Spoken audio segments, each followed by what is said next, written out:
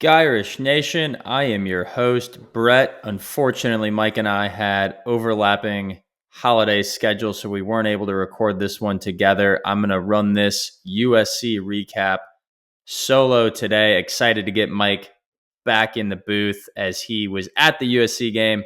So we'll be back here over the upcoming weeks as we figure out college football playoff previews, season-ending grades. A lot of good content coming your way, and certainly want to get Mike's in-game perspective from being inside the Coliseum as Notre Dame dismantles the USC Trojans 49-35.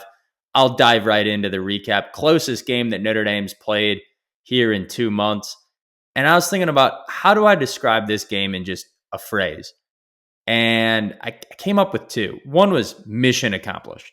This is what we had to do. We didn't have to win this game 49-7. We didn't have to win this game with any more style points other than coming away with a win. So first and foremost, mission accomplished. The second narrative, just about everything in this game gave Notre Dame fans a reason to believe and a reason to doubt. Reasons to believe this team can be a heck of a lot more as we go into December and January, contend for a title truly at the elite level of college football, as we've been talking about on the show here for really months now at this point. But also some reasons to doubt crept in and really on both sides of the ball. Let me start with the offense, though. I think our best overall performance, and I think it's worth coming to the conclusion that we are the number 6 offense according to SP Plus efficiency ratings. And that's not just the SP Plus. If you look at FEI, if you look at just about any other offensive efficiency metric, Notre Dame is right around that number 5 to number 10 range. Where we were in mid-September, 26th in SP Plus, coming off of the NIU game, struggling early against Miami, Ohio. Not sure if Riley Leonard was the guy. We were sitting here on this show thinking, should we go to Steve Angeli? And here we are at the end of the season saying we have a top 10 offense. I don't think anyone thought that. I think Mike thought that in the season preview, that was probably the upper echelons. I was just hoping, can we just be better than top 25 or just even top 25 with an elite defense? We are so much more than that now.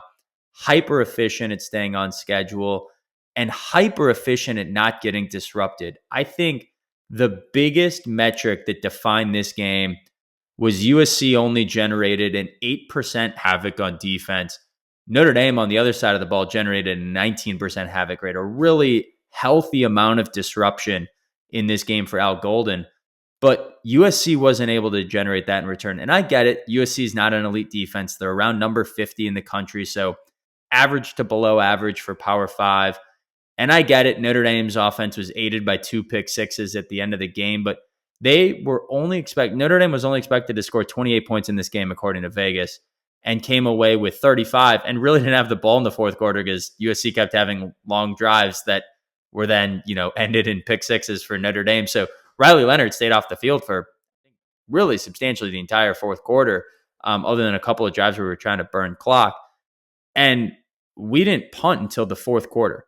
I get it. We had a missed field goal. I get it. The Jaden Thomas fluke fumble, and then just the inexplicable decision by Riley Leonard. Last I'm going to say on just worst interception of the year. Last I'm going to say on that. But other than those kind of drive enders right there, we moved the ball every single time, and USC just couldn't stop us. Credit the offensive line. Leonard was under pressure on just 21% of dropbacks. Defenses need that number to be in the high 30s, if not in the 40s, where you're getting pressure on a QB consistently. They just weren't able to do that in this game whatsoever. We generated 3.5 yards before contact running the ball. So for all of the great work that Jadarian Price did and Jeremiah Love, they were constantly getting the first 3.5 yards with ease. One of the best numbers we've seen all year out of our offensive line in terms of pressure allowed and in terms of that push on yards before contact for our running back. All of that leads to a 55% success rate in this game. Another elite performance where Notre Dame was picking up 5+ yards on first down. They were picking up 70% of the yards they needed on second down, and they were converting like no other on third and especially fourth down, 3 for 3 in this game, staying aggressive on fourth down, as we've talked a lot about on this show. I mentioned it. Jadarian Price goes for 111 yards. Jeremiah Love goes for 99. Both big days. Both running backs averaged more than 7.5 yards per carry. I was reading a stat on X, formerly known as Twitter, that for running backs with at least 75 carries in college football, there are only 3 that averaged over 7 yards a carry throughout the course of the season. 2 of them wear gold helmets for Notre Dame, and Jeremiah Love and Jadarian Price. Just an amazing 1-2 punch to have in the backfield. And then Riley Leonard, you got to keep crediting this guy for getting better game in and game out. I thought this was his best performance. The interception was inexplicable. I have no way to explain that one. I have no idea. Can't justify it. You know, my swing coach in golf always says, if you shank a shot, sometimes you just got to say, you know what? It happened. I don't know why, but stop thinking about it and go back and hit the next one. That was Riley Leonard in this game. No idea what happened on that interception, but came back and was hyper efficient, 78% adjusted completion, ran the ball well for 6 yards a carry. I thought he took what the defense gave him. I thought he took some shots. The touchdown pass to Mitch Evans, I thought was one of his best touchdown passes on the year. Incredible stuff out of the quarterback room. And it seems like Mike Denbrock has this unit peaking at the right time. In terms of explosiveness in this game, we had 7 different players gain 14 yards or more. So when defenses can't get pressure on you, you're staying on schedule with those 5, 6, 7-yard plays on first down and good plays on second down that set up third and fourth and manageable. And you have 7 different players gaining chunk plays throughout the course of a game with All-American talent, Jeremiah Love. What an absolutely dynamic offense that's forming in a very run first, pass second mentality. It's working. It's spreading the ball around. It's getting different guys involved. It seems like we've got a winning formula. And so when I think about reasons to believe, it's that we have the number 6 offense in the country. That wasn't even a question we could ask ourselves at the start of the year. That's reason to believe.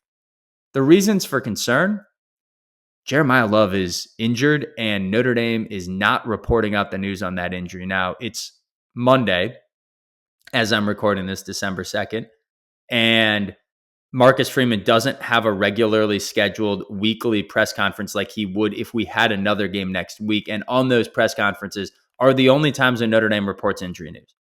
But you got to think that if Jeremiah Love was healthy, if it was, came back, MRI results were negative, and he's good to go for the playoffs, that they would post the good news. I think the longer this holds out, at least for me personally, the more nervous I get about Jeremiah Love's health.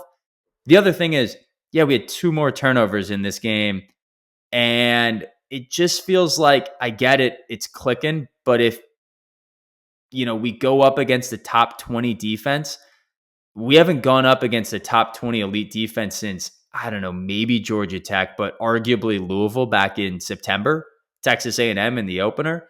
And so I think the other reason for concern in this is a couple more mistakes and turnovers, a couple more examples of not finishing drives with missed field goals, a couple more, I got it, we're clicking right now, but if someone takes away our run game, can Riley Leonard win it with his arm? He keeps answering that every single time he's put in a position to answer it.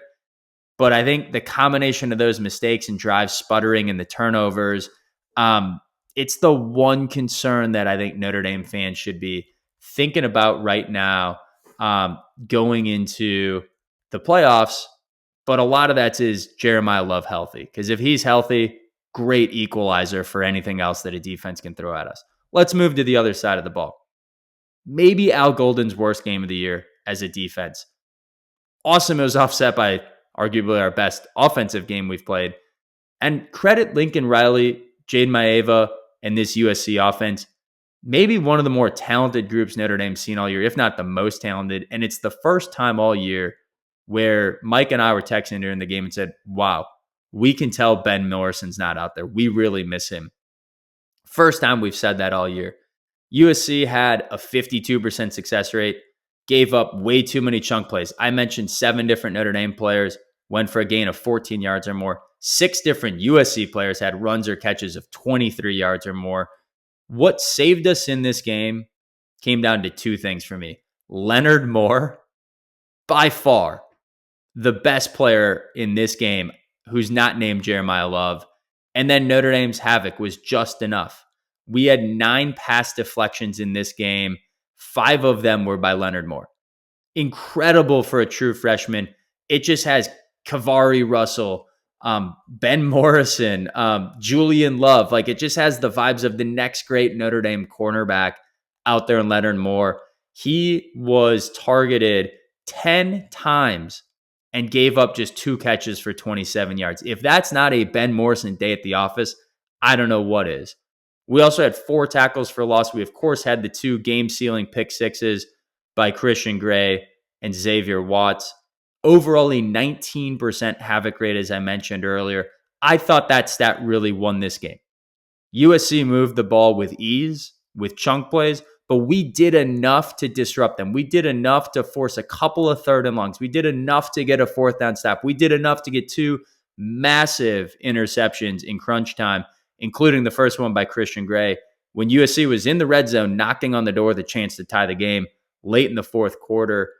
And credit Christian Gray. I thought Marcus Freeman had a great quote about asking his players to constantly reload and reload for the team. There are times in a football game where you get beat down, you get whooped, it's going against you, and you can get really down on yourself, but reload for the greater good of the team, is how Freeman described it. And Christian Gray did exactly that. This was not just a bad game for Christian Gray. It was awesome to start. Pass deflection on the first drive. He made the huge 4th down tackle early on in the game to get Notre Dame off the field on an awesome open field tackle. So he's riding the high. Like, he's playing a great game out of the gate. And then he just gets picked on. I don't know if he was tired. I think a couple of them were actually blitzes where the secondary wasn't sure, are we staying in safety or are we staying in zone? And Christian Gray dropped into zone coverage but didn't actually have the safety help, and it just left the guy wide open. So I don't know if all of this was on Christian Gray or if some of this was on busted coverage that just made Christian Gray look bad. And then he got beat a few times. So he gave up 8 catches when he was targeted on 12 pass attempts for 130 yards and 2 touchdowns. That's a bad day at the office for a for a cornerback. That's not what Christian Gray was hoping was going to happen in the middle part of this game, but he stuck with it. And that pick six had reminiscent vibes, for me at least, of watching Notre Dame pull away from Wisconsin at Soldier Field, where it's a close game. It looks close, and we get, the big punt return, and then we had the fumble, scoop, and score, and you look up, and Notre Dame's blown them out.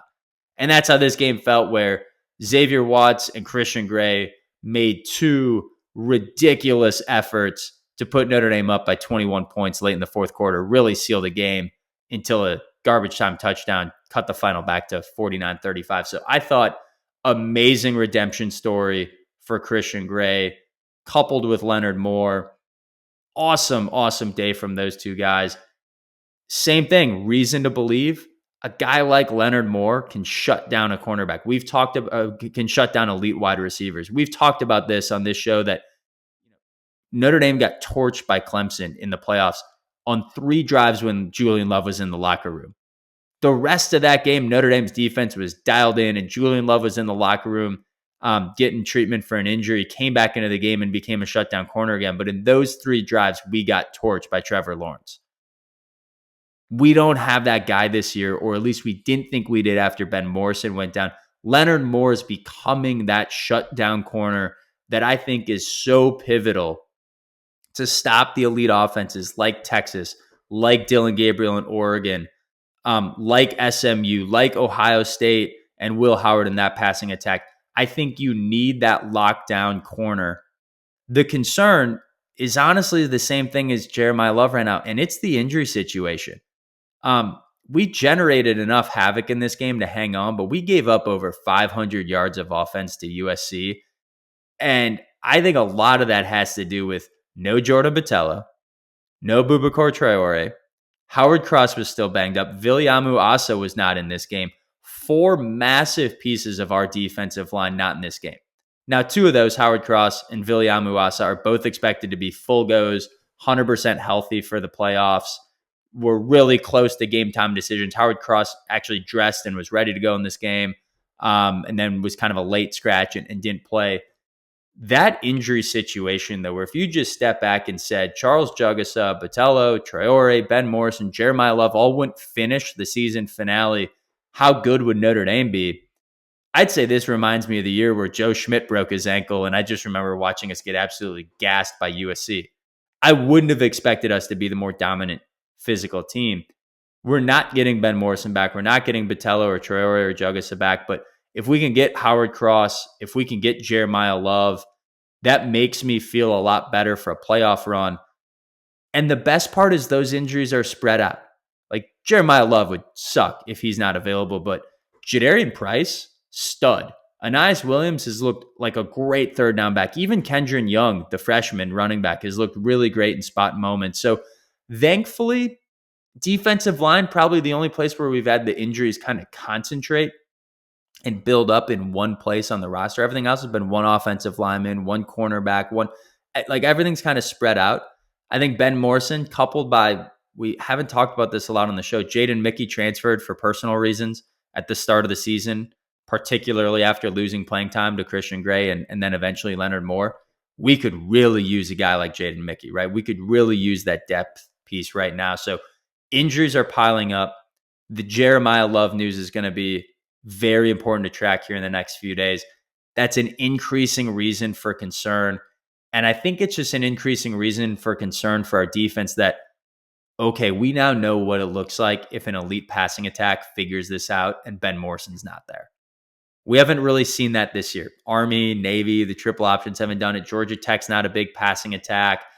Really, since Louisville, we haven't seen a legit passing attack. We haven't seen a legit passing attack go up against our secondary without Ben Morrison. And it didn't look great until 2 pick sixes won the game. Those were awesome. But giving up over 500 yards of offense to Jade Maeva, not a great data point to have, not a great feeling going into the stretch run here of the playoffs. Is a Howard Cross and Vili Amuasa defensive line with Riley Mills and the rest of that group more pressure, therefore less stress on our secondary? Absolutely. But that's the reason for concern right now, where it's like, oh gosh, like, is there a blueprint out there for Dylan Gabriel or Will Howard or one of the other better passing attacks at Quinn Ewers? Is that now out there on tape? Maybe. That's a reason for concern.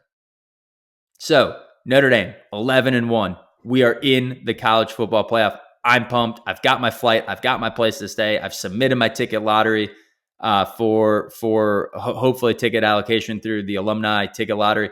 I will be at this game. I could not be more pumped.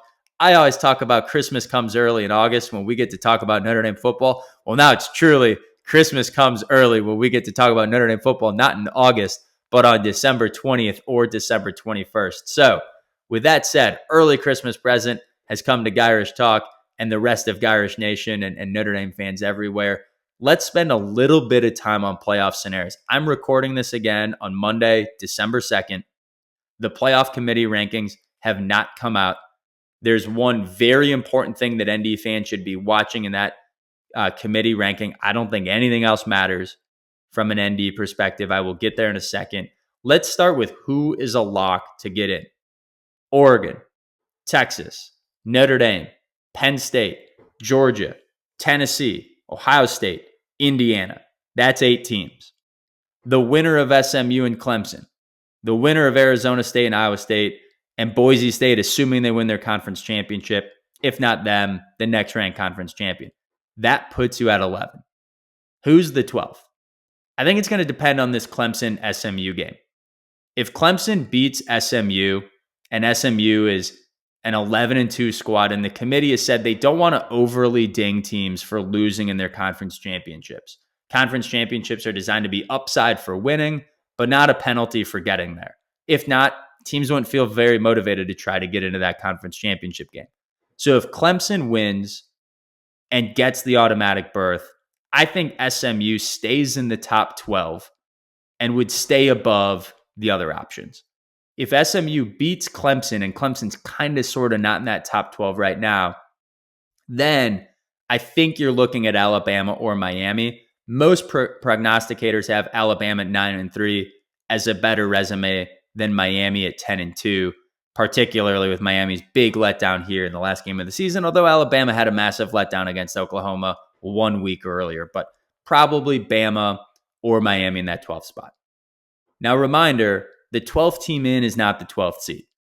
The 12th seed is likely going to be the winner of Arizona State and Iowa State, who have both been very consistently ranked behind Alabama and other 3-loss SEC teams. Why is that? They just don't have good wins. Iowa State currently has 0 wins over top 25 teams in the current AP poll. Arizona State has just 1 win over a top 25 team, and that's BYU. Alabama, on the other hand, has beaten Missouri, South Carolina, and Georgia. 3 very impressive wins. 1 playoff team, 1 other team on the cusp of the playoffs. Very difficult schedule. I think that gives Alabama the edge. So in that scenario where Alabama doesn't get in, again, I think it takes Clemson beating SMU and therefore SMU holding that spot with Clemson getting the auto bid. Are there other teams out there? Maybe Ole Miss, but I think that's hard because they lost to Bama. I guess they didn't lose to Bama. Maybe Ole Miss, though, jumps Alabama for the at-large, but I think the committee's already been pretty consistent in ordering Bama over Ole Miss. So I think it's Bama, Ole Miss, Miami are probably the only 3 teams we're really talking about at this point. I think Alabama has the edge, assuming SMU holds serve against Clemson. If not, I think it probably becomes a coin flip between SMU and Alabama. So what does that imply for seeding? Let's say that the winner of Oregon and Penn State are either number 1 if it's Oregon or number 2 if it's Penn State. And then conversely, the winner of Texas and Georgia is number 2, maybe number 1 if Penn State winds up winning. Then the winner of SMU and Clemson is likely number 3. And the Boise State is likely number 4. If everything held serve right now, that's how things would look. Could Boise State be ranked ahead of SMU or Clemson? Maybe, but they're not going to get a very good data point. And SMU or Clemson, the winner will have another good data point against the loser of that game in the ACC championship. Could the Big 12 champ slide up? Maybe they could pass Boise State, but if they do, I think that's the scenario where the Big 12 champ, could they jump Alabama and actually be the 11 and Alabama is the number 12? Maybe, but again, we've said those Big 12 resumes just don't have any quality wins really now outside of this championship game. And so I think they're going to get the auto bid. Bama would stay at number 11, and the Big 12 champion would be number 12. So if you start playing that out, then where is Notre Dame? We are huge fans of Oregon. If Penn State beats Oregon and Oregon loses that game, Penn State gets the auto bid in the top 4. Oregon at 12-1 with a really good loss to Penn State and really great wins over Ohio State and Boise State, that's just a better resume than Notre Dame. So Oregon in that scenario would be number 5. Notre Dame would be number 6. But if Oregon beats Penn State, I think Notre Dame's going to be ranked above Penn State already this week. The committee is on the record saying they care about common opponents. Notre Dame and Penn State have been ranked with Notre Dame just behind Penn State for several weeks in a row now and have not had a common opponent until Notre Dame beat USC on the road by multiple scores in a game that was never really super close. I get it that USC was driving to try to tie the game in the 4th quarter, but the score is also 49-28 with a minute and a half left. Meanwhile, Penn State had the same exact game at USC and really was in a position to lose that game and barely survived and squeaked it out with an overtime victory by 3 points. Meanwhile, Penn State, sure, their losses to Ohio State, but they also looked really bad against a MAC team against Bowling Green. So if you're going to use the NIU argument against Notre Dame, the one team that probably can't do that is Penn State, who got real lucky to beat Bowling Green by 7. They also only have 1 win against a team with more than 7 wins. That's Illinois. If you stack that up against Notre Dame, who's beaten Texas A&M, Louisville, Army, Navy, Georgia Tech, I think the resume of our wins is just deeper than Penn State's. So now that we have a common opponent, I think edge Notre Dame. If Penn State loses to Oregon, the committee's not going to penalize them and kick them out of the playoff. but to not even move them down one spot seems really unlikely to me. So in this scenario, you've got Oregon, and then the winner of Texas and Georgia, the winner of SMU and Clemson, Boise State being the buys, and Notre Dame, I think, is set up really, really well to be that number 5 seed. The other question is, what if Georgia beats Texas? Would Texas stay above Notre Dame? And I think it's a similar argument to Penn State of who has Texas beaten? And the answer is it's a better resume. Like, they've blown out Michigan, but that's turned into a 7-5 team. They've blown out Oklahoma, but that's turned into a not very good team. They beat Texas A&M on the road by 10. Very similar win as Notre Dame. They've beaten Vanderbilt. That's not a top 25. Like, Texas doesn't have a top 25 win. Notre Dame does. So I think if Texas loses to Georgia again and is 11-2 and doesn't have a top 25 win, I'm not saying that the committee should penalize them and make them the 9 seed, but I think they would at least fall a couple spots. You'd see Georgia move up to number 2, and I think Texas probably slides back from right now, number 2, number 3, down to number, 1 spot behind Notre Dame, which in the rankings would be like number 4, number 5, and the seedings would be number 6 or number 7. So same thing as that Big Ten scenario. I think Notre Dame will stay obviously behind the winners of the Big Ten and SEC, but will stay above the losers, whether that's Penn State, Texas, or Georgia. The one exception to that is I think Oregon would stay above us if Penn State beats Oregon. So bringing us back then, that makes Notre Dame most likely the number 5 in the scenario where Penn State loses to Oregon. If we are number 5 and you play out what we just said is our first round matchup, that would be the Big 12 champ, Iowa State or Arizona State. And if we beat Iowa State or Arizona State at home, our second round matchup is most likely Boise State. If Penn State beats Oregon and we then aren't the 5 and we slide back to the 6, or Georgia beats Texas and it's a super close game and the committee keeps Clemson above us, keeps Texas above us. Georgia beats Texas, not Clemson. Georgia beats Texas, and Notre Dame slides back to the number 6. Now, that number 11 team, most likely Alabama. I said there's a chance it's Miami. There's a chance it's SMU if Clemson beats SMU. Like there's different scenarios, but that's most likely Alabama. And in the second round matchup, assuming we beat Alabama at home, we would then be getting that ACC winner, SMU or Clemson, who's the most likely 3 seed. How big does that matter? Well, against Iowa State, Notre Dame is projected to be about a 15-point home favorite if you run the Las Vegas models on things like SP+. Against Arizona State, we'd be projected to be a 20-point home favorite. So against Iowa State or Arizona State as 15 to 20-point favorites, that's about an 85 to 90% win probability. Against Alabama, right now we'd be projected at home to be a 1 to 2-point favorite. That's a 50-50 toss-up. In the second round, Notre Dame would be projected to be a 12-point favorite against Boise State, or about an 80% win probability. Against SMU, about 3-point favorites. Against Clemson, about 8-point favorites. That's somewhere between a 55 to 70% chance. Let's just meet in the middle and call it 65%. So if we get the Big 12 champ followed by Boise State, that 85-90% win probability in the first round, 80% win probability in the second round, that translates into about a 70% chance to make the semifinals. If we get Alabama in a 50-50 toss-up and SMU or Clemson and call it a 65% chance to win, our odds decrease to 32% chance to make the semis.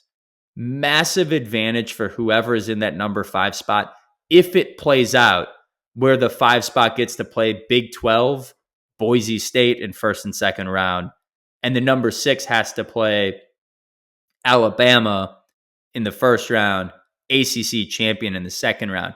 Now, one of the questions that I'm really curious about is, will the committee stare at that and fudge the rankings to make it a little more parity?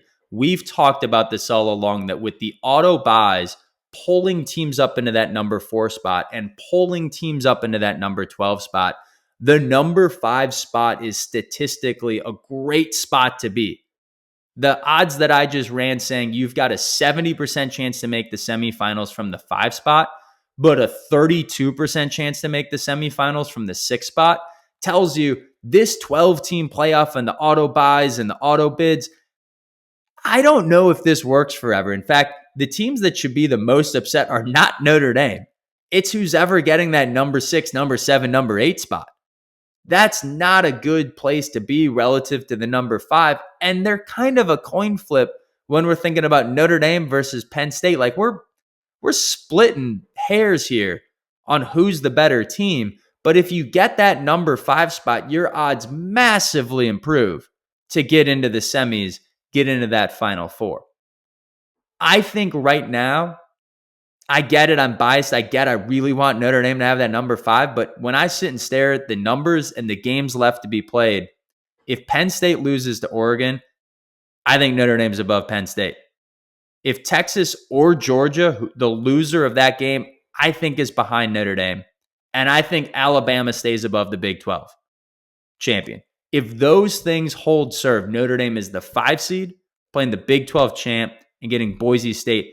And that's as easy of a path as anyone could ever imagine Notre Dame getting to play into the semifinals. What a great spot to be if you're a Notre Dame football fan. Like, this is a real opportunity in front of us to not just be in the college football playoff, but truly go make some noise and go contend for this thing, go get on a run, have that momentum, get some favorable matchups. And then, look, when you're in the Final Four, you got to go beat teams. But as we've talked about, at most, Notre Dame's a 5-6 point underdog, at most, if not more of a coin flip against any other team in this field. Ohio State being the one statistically ahead of the pack. How'd that work out against Michigan this weekend? Not very good for Ryan Day and company. So this is anyone's field. And that makes it all the more important where how do these rankings translate into seeding? And right now, if what I just described holds serve, very favorable for Notre Dame in a massive 70% chance to get through those first 2 rounds versus 32% chance if we were even 1 spot back. Really great opportunity for Marcus Freeman and Notre Dame football here going into December. So if you're a Notre Dame fan, tomorrow night on December 3rd, you are watching, is Notre Dame ahead of Penn State? If the answer is yes, that is a great data point. Then we are massive Oregon fans to beat Penn State.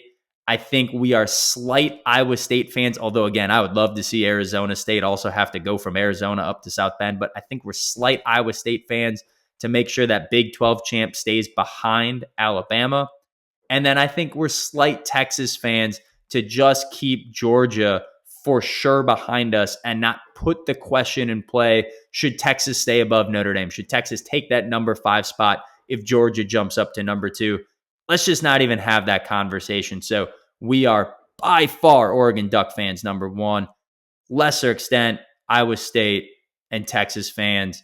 And most importantly, we got to really try to go get that 5 seed. I know right now it's out of our control, but it's what Notre Dame fans here should be pulling for over the final week of the season with the conference championships upon us. Until we meet again, we don't know an opponent, but Gyrish, beat everybody. Let's go win a championship. This is awesome.